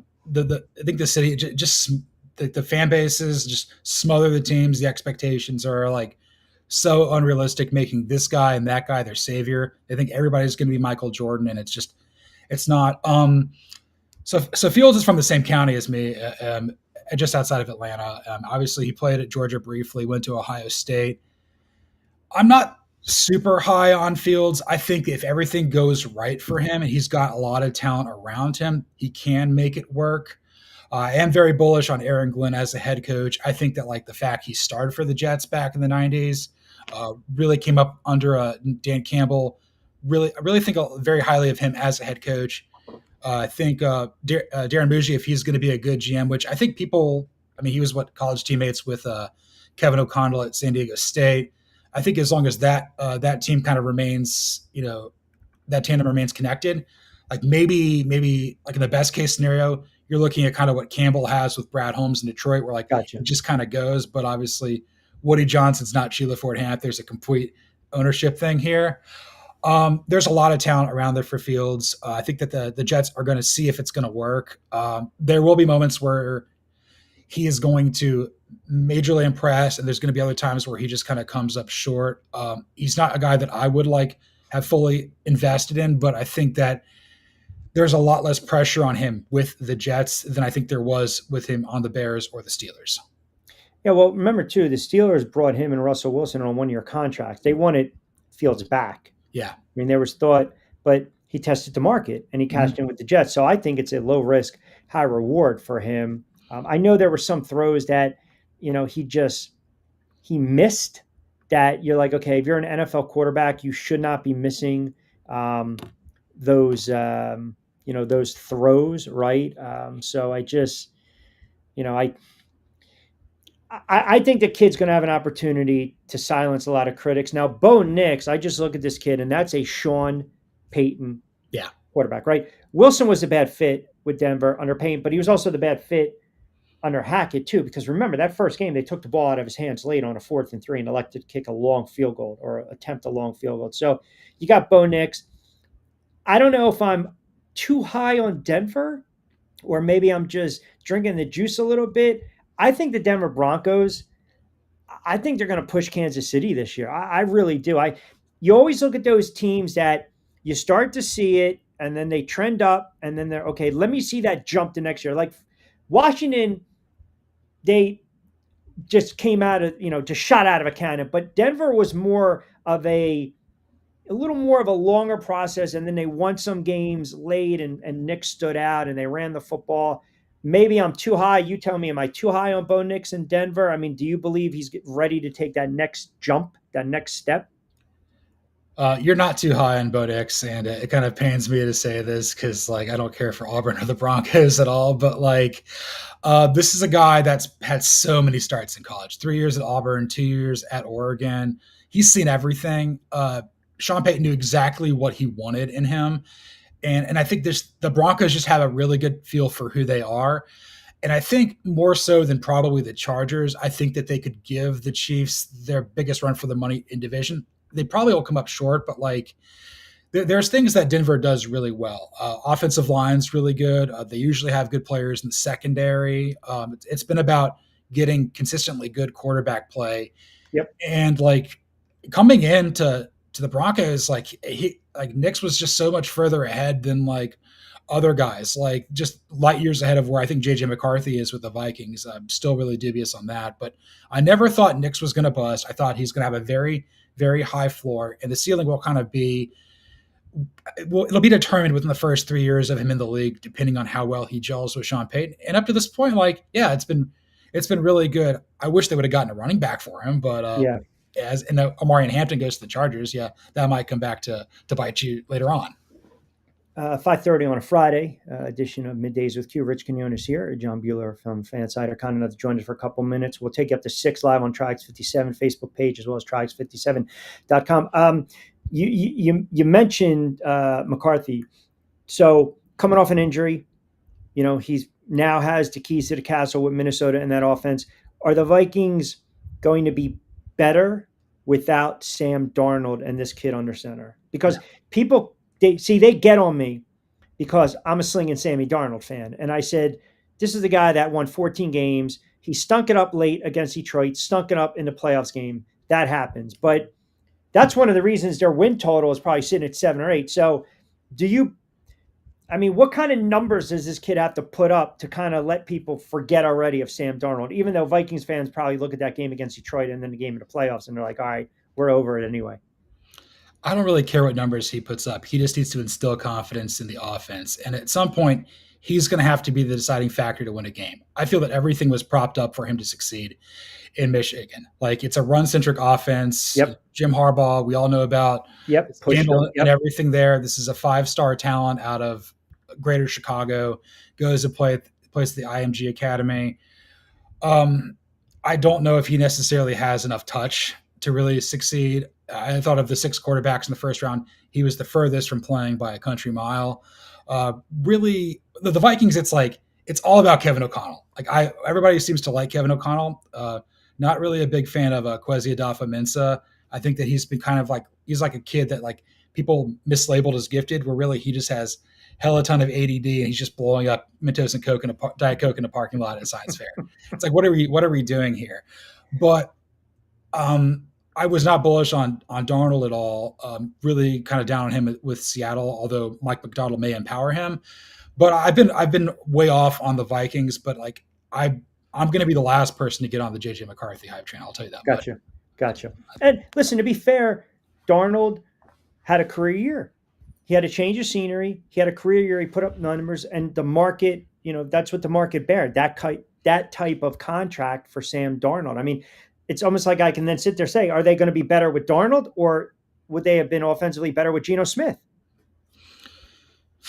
It's tough there. I like Geno Smith a lot because I feel like he's just been through stuff and come out on the other side, reinvented himself. Bullish to see what he can do there in Las Vegas. But I kind of wonder if Darnold's going to be an upgrade over him in Seattle. I'm not so sure. It is Clint Kubiak, I think, coming over to be the OC from the Saints. So maybe there's some sort of Minnesota connection there that he may share with Darnold. So maybe it'll work out. I don't know.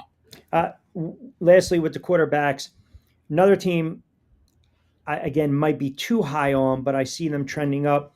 Culture change. They played hard, and I think the game will slow down for them. It'll continue to slow down. Is Bryce Young. Now, at first I was like, I think this kid's trending towards being a bust. But then when you go back and you watch some of these games, and again, the offensive line is either going to be a young quarterback's best friend or they're going to be a young quarterback's career killer. And this kid was sacked 62 times his rookie season. He was only sacked 29 times. So that tells me the offensive line doing a better job. He's seeing the game. It's slowing down. He's making the decisions. He's checking down. He's getting the ball out of his hands fast. What about Bryce Young? Too high, too low on him heading into 2025?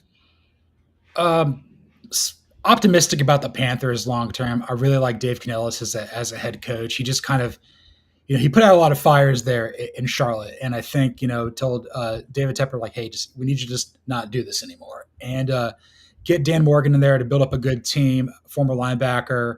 If they really get better in the trenches, because it's imperative that they have to keep Bryce Young upright because he's 5'9". He's not very tall, and throws a good football. Not a very big dude. Panthers have a lot of weapons to work around. I mean, they've got an outside shot to potentially win the NFC South, but a lot's got to go wrong in Tampa and Atlanta for that to happen. But Carolina feels like they're about a year away. But this is the year where I think with Bryce Young, we'll know if he's going to be a Pro Bowl caliber player or not. If he is, that's great, and if he's not, that's probably okay too. It's just kind of what we'll know.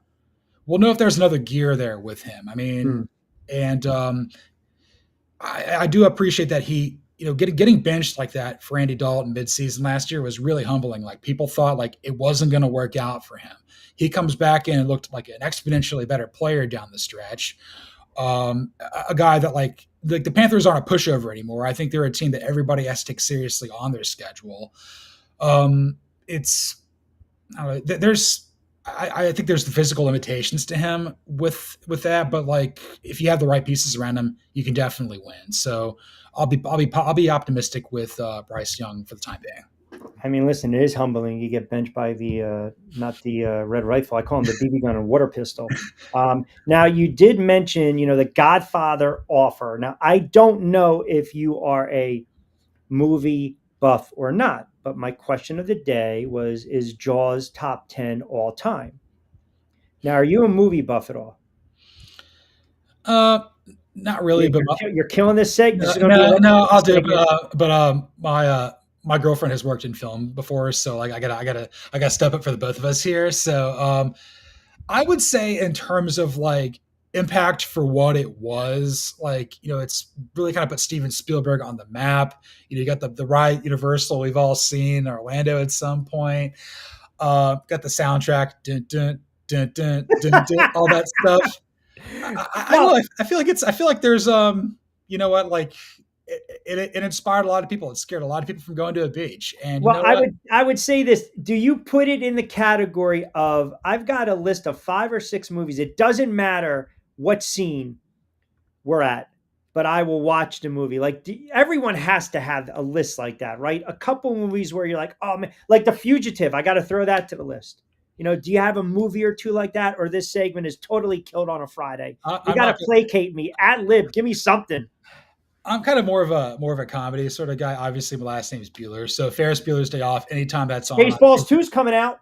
I did see that too. Yeah, that could be Spaceballs is certainly up there as well. Of a certain generation of Superbad or Pineapple Express, Dumb and Dumber. I would say in terms of like other movies and stuff like that.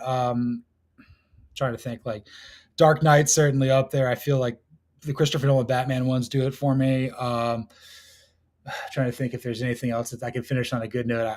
I'm more of a sports and music guy, Rich, but like I'll just say like I don't know, the Star Wars Empire Strikes Back. That's another one too. I'll give you that. That's fine. Listen, yeah. I mean, placate me a little bit. That's all. I mean, some of these guys never saw The Fugitive, never saw Godfather, ranking Godfather over Goodfellas. I mean, never watched some of these. These are classics. I just don't get it. Now, poor Scott. Listen, we're going to give him a pass on the read the room. I'm going to fire this off for you before I let you get out of here. It's a good question. Of all the quarterback coaches you mentioned, which one would be the easiest for the league to figure out? Quarterback coaches, kind of like that combo, if you will. Okay, so quarterback combo that I mentioned, or can I do one that I've not mentioned? There you go. I don't know if it's going to work with Justin Herbert and Jim Harbaugh.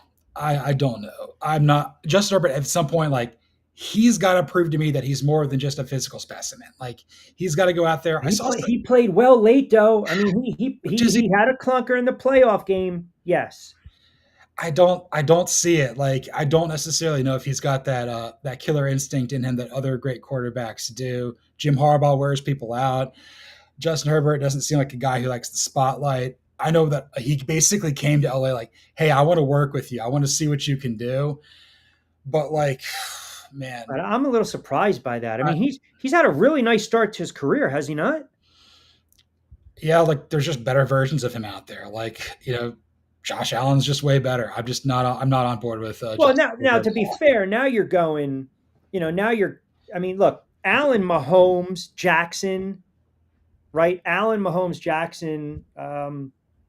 1, 2, 3. I'm going to put Hurts in top 5. Yeah, and I put Burrow there, and I'm sorry, and Burrow. Yeah. How can I forget Burrow? Right, it could have made a case MVP of the league. Herbert is maybe that second tier ish with, the Daniels, Goff still hanging around Stafford, Prescott's falling off. I'm a fan of Herbert, and I thought, the argument last season was what? You don't want to play this team because they're hot. Now, he turned around and played poorly against Houston. He had the 4 picks, a couple pick sixes. It was just not his game. But, leading in, they won what? 3, 4 out of their last 5. I mean, he was kind of the catalyst. I'm a little surprised by that. Hold on. We got some Georgia comments here right there. Joey Beechheim's in The Fugitive. I can't believe he didn't watch it. Whatever. John is a GA guy, born and raised. Give us your tidbits, inside info on how local GA residents really get into the Masters. Okay, so Augusta's about 3 hours east of Atlanta on I-20. Basically anything there from like Lake Country, like Lake Oconee, Lake Jackson, anything out there, like just kind of shuts down. Like it's a zoo out there. But like I will say though, growing up in Georgia, spending 33 years of my life here, I could definitively say like I don't know it's springtime until I see the azaleas bloom at Augusta National. I've never been to the course itself. I've been to Augusta, hottest place on earth in the summer, by the way. Like just there's no wind. I played baseball up there. It was so hot, but definitely. I mean, if you love pimento cheese, get that there. Get the egg salad sandwich. Get the peach ice cream. That's what I've been told. Also, when you go to the course there, like they take your phone. So you're basically transported back in time to like the 90s. I don't know if a lot of people can survive that. No, it's you have to like say, okay, I have to be accountable. You have to meet me here at a certain time. looking at a watch as opposed to a phone. So uh, I think that's all like amazing and everything. But I'm really happy that it's become such a cultural phenomenon year after year after year. I love how it's still like such an integral part of the PGA with like the Masters or like the golf tournaments, and I love how it starts everything off like that. Some of my favorite memories, definitely love watching Tiger play. Love the two championships that Bubba Watson got in 2010 and 2012. It's, I don't know, Amen Corner does it for me every time. Sometimes I end up watching like the 86 Masters with Nicklaus in that putt. It's my favorite. That was a CBS promo before Tiger back in the day. Definitely. Georgia is a pretty big football state, high school football too. Massive. Yeah. Just rabid down there as well. I mean, does it get crazy during Friday Night Lights and whatnot? Oh yeah. Like if you're down, like, so if you're in the Metro Atlanta area, there's a handful of counties, like Gwinnett's kind of a little bit more northern, like a lot of really, really big schools there. There's a lot of powerhouses like Parkview and Grayson and what have you, like players such as like Cameron Hayward's from up there. Taylor Heineke played up there. Like trying to think of other players, Parkview, Stinchcombe brothers. Justin Fields is from my county. Fulton County is big. Then you get kind of closer down to the border, like Valdosta is a national powerhouse. You get stuff over there, kind of like Greater Jacksonville. It's crazy. So high school football here is a huge, huge deal. People really, really, really love that stuff, and it makes covering college football and recruiting a little bit easier. It's like, okay, I'm familiar with that team in that region. So, weather's here usually pretty good. Baseball is a huge deal. Basketball, soccer, people just like going outside here. Yeah, I know, like, East Coast, DMV, like Jersey, PA, Baltimore, Maryland, DC, like it's a hotbed, obviously, with high school sports, high school football, but from where I'm at, and if you go up and down 95, believe it or not, it's a hotbed for boxing, especially DMV, Baltimore, Maryland, the Virginia area, New York, Pennsylvania, a lot of Golden Gloves, Diamond Gloves, amateur boxers, a lot of pros, a lot of venues. They put on events pretty much a couple times during the month. It's a little different now because they have in-season tournaments going on where they kind of pull the fighters. So the local cards kind of get saturated, but come September, it's all football. It's all football. It's all football. It's all football. Give us your real thoughts on Savannah Bananas. They seem entertaining. I know people are, kind of over them, but I mean, whatever. To each his own, right? It's a moneymaker. It's a cash cow. I mean, you basically made baseball Harlem Globetrotters. I mean, more power to them. Like, I'm not going to spend $1,000 to go watch them play at Truist Park, but if that's how much it cost? I don't know. Like, oh my goodness, I'm not going to do that. Like, I won't pay $100 to watch the Braves play. Like, it's got to be. You can go in a drive-through and get a couple burgers and popcorn and soda and watch the 50th anniversary of Jaws. My all-time classic with that one. What do you have going on with Fanside and the podcast coming up? Fansided, been writing some stuff about Heisman Trophy sleepers. Just filed something about the ACC. Doing a lot of stuff in and around like the Devers trade and the fallout of that. Got some stuff kind of going here with the lead up to the NBA Finals. College football is my number one thing. So like I'm basically waiting until we get there and I can really unload there. But yeah, Blog Nerdy podcast, my Atlanta Falcons podcast. I could do it every Wednesday. Still trying to figure out like what's going on with the team after OTAs. Feeling really positive, getting a lot of good feedback from Dirty Bird Nation there. So I've been really appreciative of that. Fan base is pretty excited about this team. College football, trying to find new ways to entertain ourselves. My colleague Cody Williams on Fanside got a new laptop because he couldn't do Zoom on it for a while. So like, oh my God, get these guys up to snuff, will you? I know, and you're trying to record across like 2 different time zones. Like I'm in Atlanta, he's in Los Alamos, New Mexico. Like wow. just trying to make it all work. But yeah, that comes out every Monday and Thursday every week, and then during the season we'll do like something after the games on Sunday. When the playoff rankings go, we do go every Tuesday. I'm talking in front of a microphone multiple hours a day every single day. Haven't lost my voice yet, but I might at some point, Rich.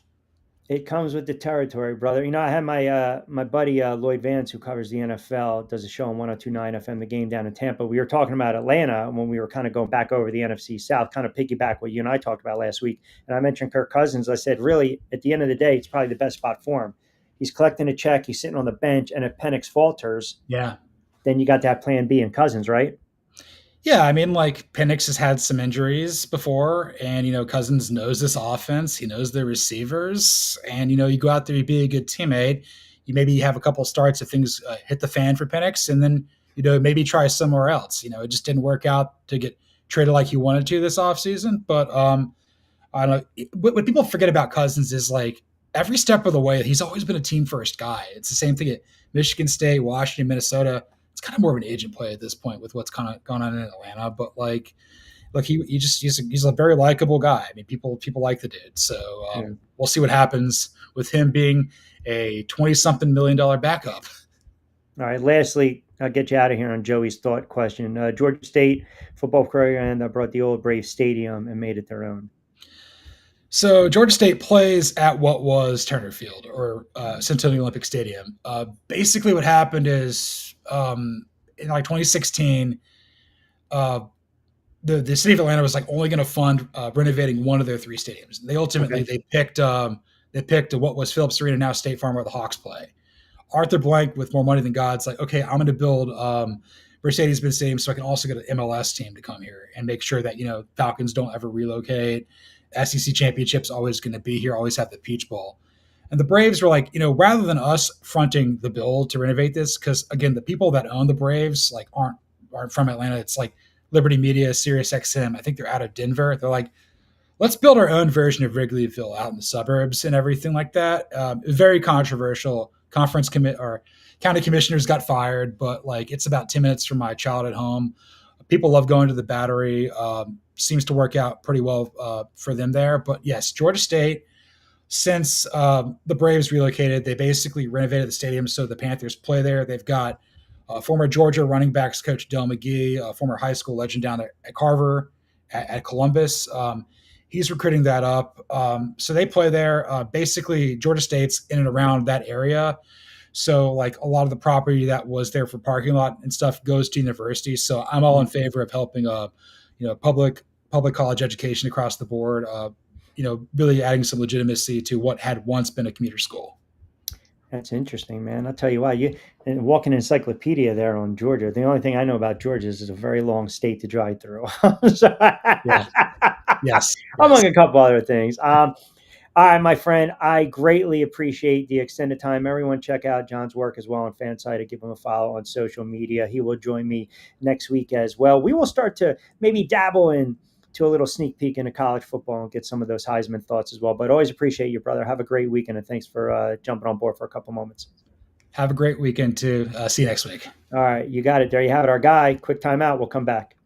Hi, I'm Bruce Pascoe. I'm very fortunate. Years ago, I found something that I genuinely like to do, and it's something that helps other people. What I do is help people transition from traditional health insurance into Medicare. I've been doing it here in Atlanta County for more than 20 years. If you're getting ready for Medicare, call me for a free consultation. 609-484-9800.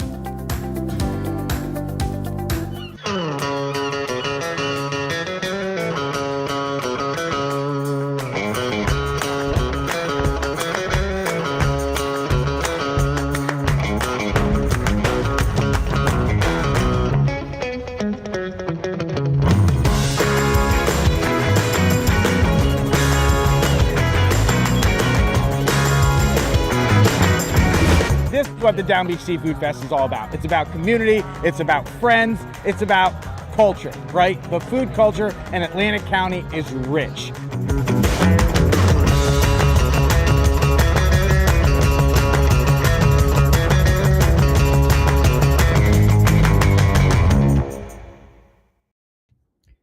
All right, 548, great stuff from John Bueller. Appreciate him. He's going to join us every Friday as well, especially during the college football and NFL season. Couple minutes to play with. Let me get to some comments on Facebook.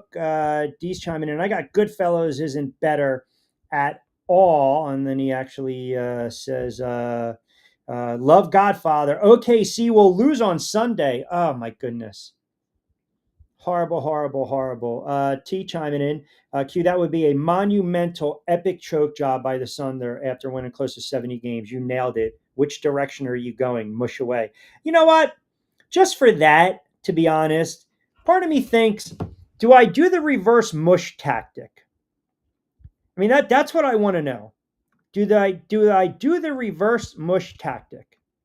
I want to know if I turn around and if I finally go with Indiana, then does that mean that OKC is going to win by at least 15, right? Ball 316. Joe Lewis once came in the chat room. I asked him, how old is Rex Gumman? You know what he told me? Joe Lewis said Rex Gumman, 137 years old. That's another, by the way, that is an all-time great. That goes up there as well. Coming to America, Trading Places. Yeah, absolutely. So Q-Fecta, we've been a little WNBA plays. We've been good. We haven't been great. The NBA, these finals, I've been absolutely just horrible, man. I mean, if I might have to reimburse some of you guys, I apologize, but let me just give you the picks anyway. I'm a glutton. OKC, if you lose game 7 at home of the NBA finals after winning 68 games against an inferior opponent in Indiana that wants 50, that doesn't have the type of star power that you do, is an epic choke job.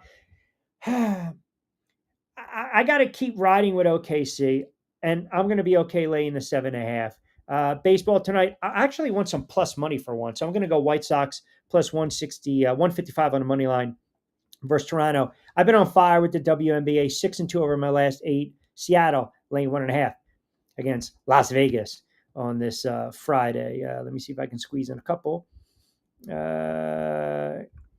Can you entertain the folks unaware of the reverse mush? The reverse mush tactic, which I would say was established in the mid to late 1990s.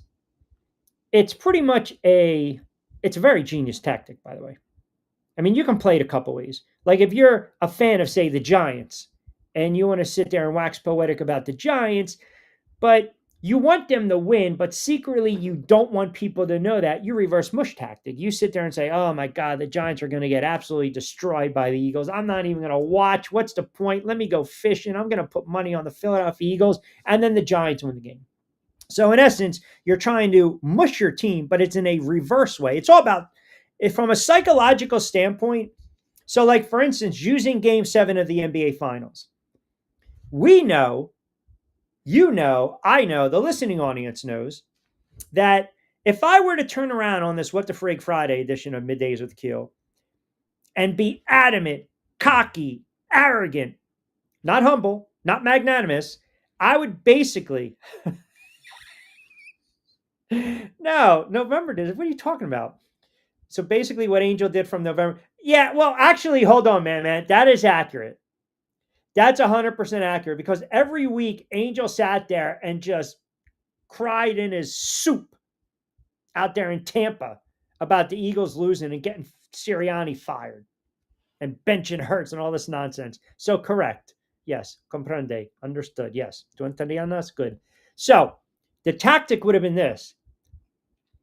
Because I want OKC to win this series in 7, then I want to sit there and say, hey, give me Indiana laying the points. The mush push is, without a doubt, Scott, it is legal. Now, I will say this.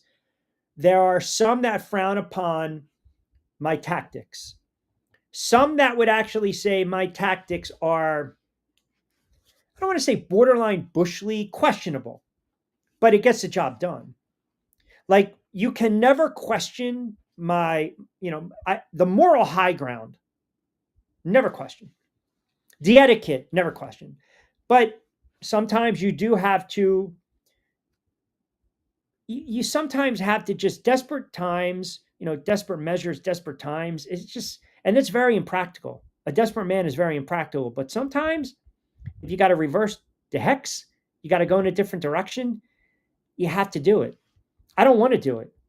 I don't want to do it. And I can say this. The one time the reverse mush worked, The last time it really worked for me as a fan, it wasn't even Giants going into Minnesota. It was Giants going into Green Bay back in 2007. Yeah.